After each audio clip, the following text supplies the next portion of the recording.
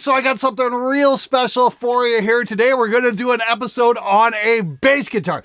Yes, I can just see and hear the IQs out there plummeting worldwide. This is a custom bass that belongs to my cousin who used to play in a hardcore band in the early 90s in Hamilton, Ontario. This is a washburn neck on a custom body with one of the most rarest things I've ever seen when it comes to bass guitar.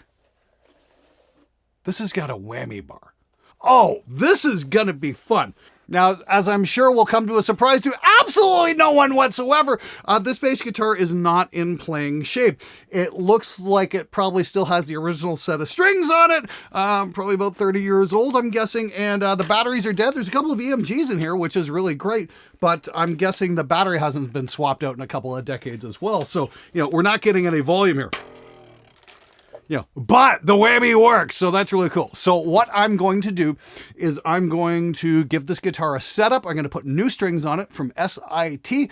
Oh yeah, did I mention I've got a brand new custom set of strings coming out, not only for guitar, but for bass as well. We're going to cover 4 and 5 string basses and 6 and 7 string guitars.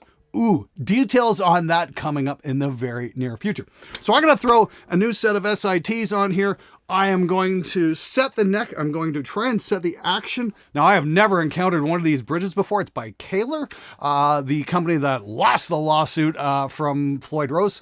I know they're still in existence, but I don't know how popular they are because they're a lot more expensive to put on a guitar these days than a Floyd is. That's for sure. I don't think they've got any overseas manufacturing, so the cost of a Kaler, even on a regular 6-string, is pretty expensive compared to what Floyd Rose has to offer.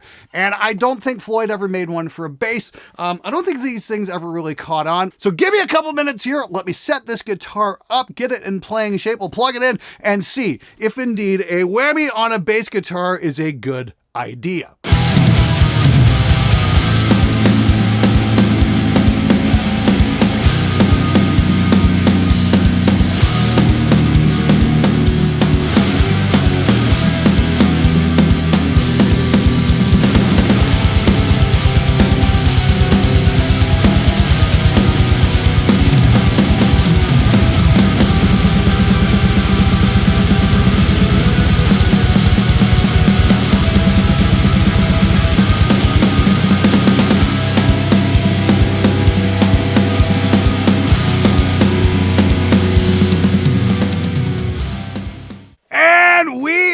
Back. We've got the thing finally set up. This definitely took a little bit of work. All right, so where to start? The strings were about 20 years old, so I put on a new set of SITs, and yes, this guitar just kind of roared to life. That is once I pulled the back off and dropped in a new battery.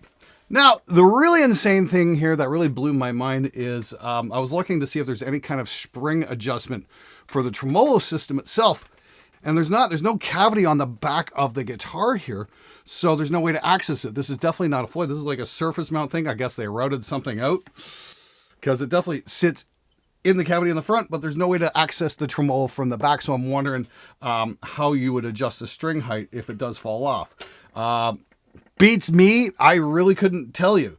But it did work. Now, I will say this, if you can see by the time lapse, I don't know if you could see the struggle it was. I would definitely recommend having 2 people to help set this thing up when you're putting strings on, because you're going to need somebody to hold the tremolo back so you can get the strings in place, and then you're going to need somebody to hold it there while you wind up the other end.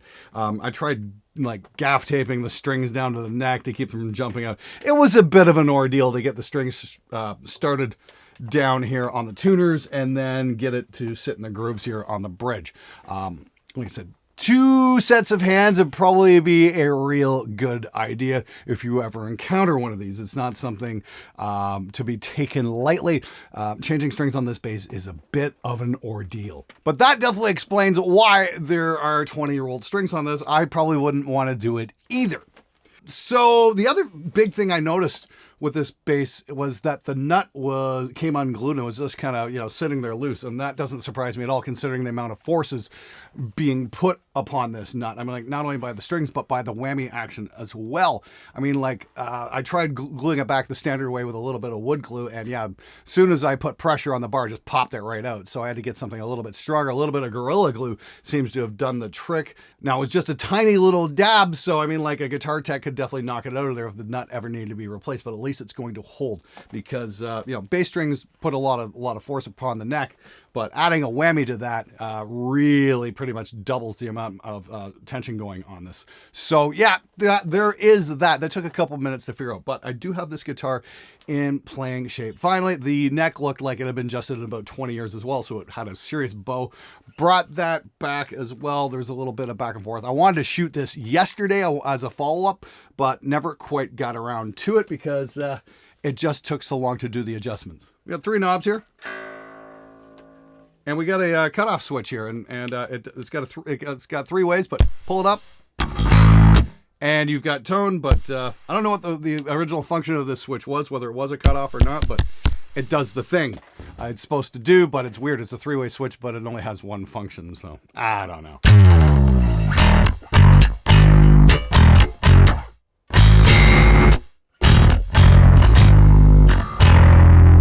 That's it, right? Yeah, okay, that's typical bass session in this studio anyway. Lots of open strings. Oh, look! Awesome. For fuck's sakes, guys, when you practice your bass, make sure you're plugged into an amp so you can hear all those extra strings ringing out. A little bit of muting, like you're hitting up here. Make sure this string isn't flapping in the breeze too, because it doesn't quite work. So, yeah, just a little bit of bass technique lesson there that most of the bass players out there have never ever been shown in their entire lives.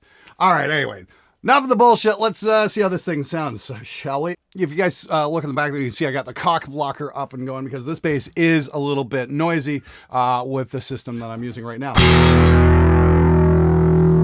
There's a little bit of hiss there. I'm not sure what the deal is, if you know, one of the capacitors or something like that has gone bad in the back here. Not sure at all what's going on, but hey, at least it worked.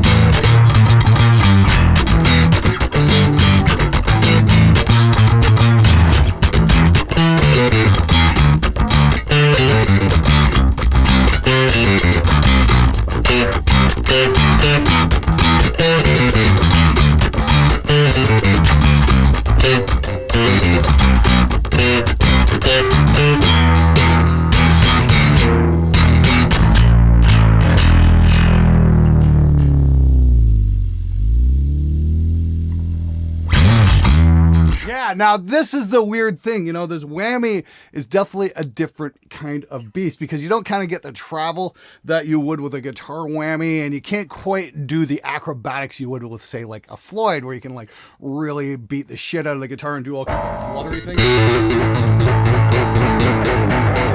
Doesn't really do the job there. This almost feels like, say, a Bigsby you would have got on, say, a Gretsch or something like that. It's kind of got that kind of travel and feel.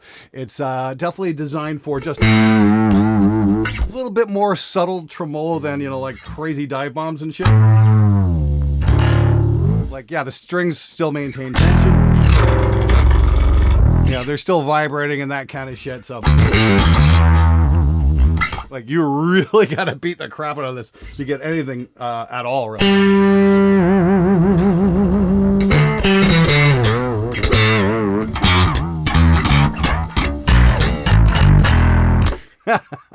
Yeah, I don't know, man.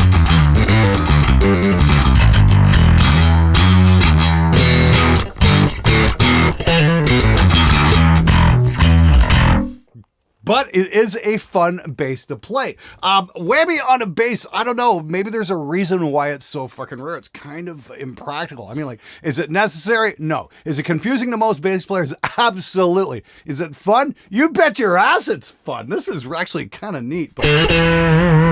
Does it go up?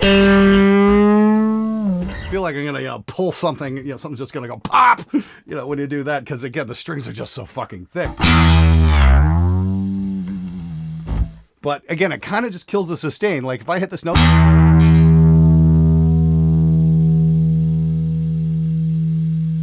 it goes on and on and on. But if I, it just feels like anytime you hit the bar, it's definitely taking some energy out of the string. So you have to keep that in mind as well. You have to be very, very economical with your whammy technique on this.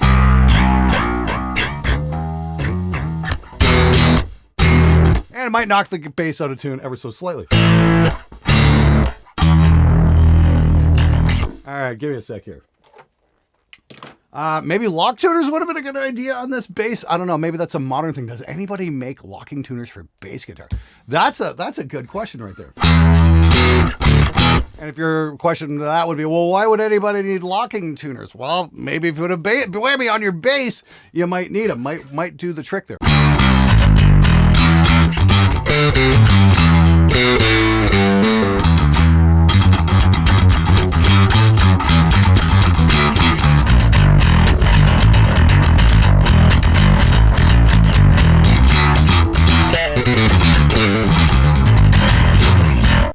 So that is the whammy bass. Gotta say, it's an awful lot of fun. It's a real shame you don't see very many of these things. I think it'd be cool if somebody took the technology and maybe developed it a little bit more over the next few years and figured out a way how to get the notes to sustain a little bit more, get a little bit more travel. But then again, you might need something absolutely massive that probably wouldn't fit on the instrument.